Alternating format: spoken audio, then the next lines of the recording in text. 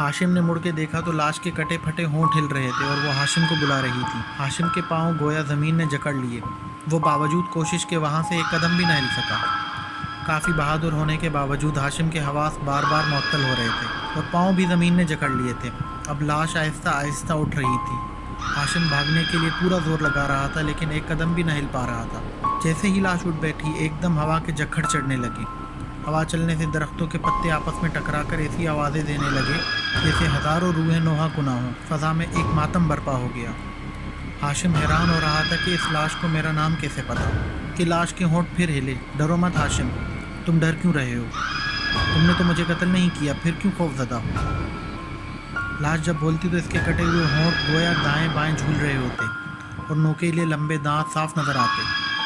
लाश अब कदम दर कदम हाशिम के करीब आने लगी। हाशिम का खौफ से बुरा हाल हो रहा था। फ़ज़ा बदस्तूर नोहा कुना थी कि हाशिम के होंठ खुद ब खुद हिलने लगे और वो आयतुल कुर्सी का विर्द करने लगा।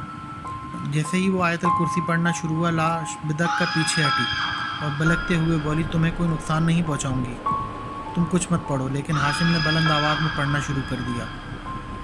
लाश पीछे हटती गई और हवाएं बदस्तूर साकिन होती गईं, हत्ता कि हाशिम के कदम ज़मीन ने छोड़ दिए और फौरी गाड़ी की तरफ दौड़ा और गांव की तरफ भागा। वो शदीद खौफज़दा हो चुका था और उसको ये एक ख्वाब लगने लगा।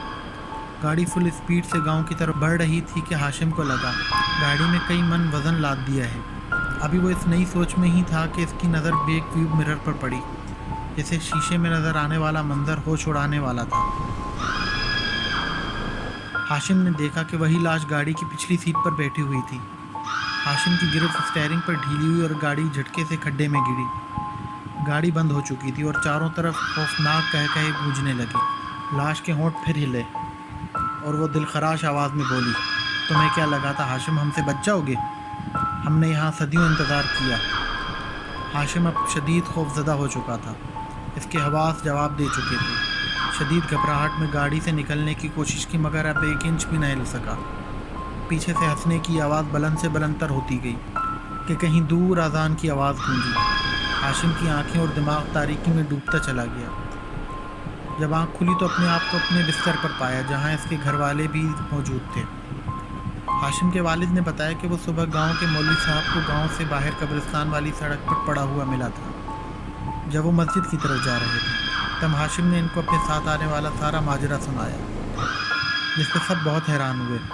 और हाशिम को मौलवी साहब ने बताया कि वो सदका खैरात देने आयतुल कुर्सी और आज़ान की बरकत की वजह से बच गया है, वरना इस पर बहुत सख्त वार किया गया था। इसके बाद काफ़ी रोज़ तक हाशिम शदीद बीमार रहा और घर वाले और मौलवी साहब इस पर दम करते रहे।